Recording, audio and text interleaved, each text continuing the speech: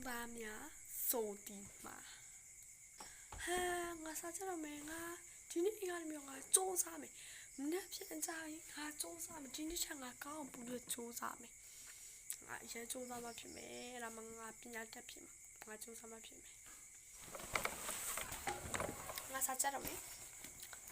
Oh my god! Wow!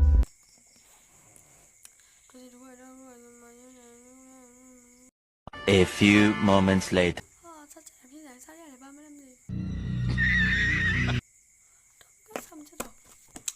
ကောင်းလေအော်ငါပကြီးဆွဲမယ်စာနောက်မှပြန်ချက်မယ်ပကြီးဆွဲမယ်စောက်အုံနောက်အနားပေးအနေနဲ့ပကြီးဆွဲမယ်ပကြီးဆွဲအုံနောက်အနားပေးအနေနဲ့ပကြီးဆွဲမယ်ဆွဲမယ်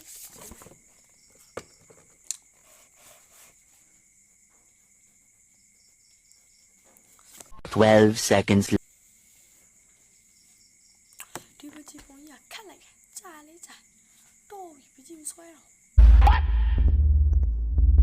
What the fuck? ဘာလို့ကောင်းအော်ငါ TV အုံနောက်အနားပေးအနေနဲ့လမ်းလျှောက်ရမယ်လမ်းလျှောက်ရမယ်အော်ဆရာမပြီးလိုက်တဲ့စာရှိတာပဲဟောစာရင်း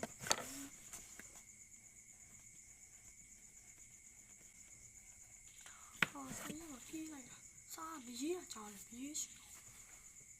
ဒီစူးစားတော့ဒီတော့အိတ်တော့ဒီစူးစားတော့ဒီတော့အိတ်တော့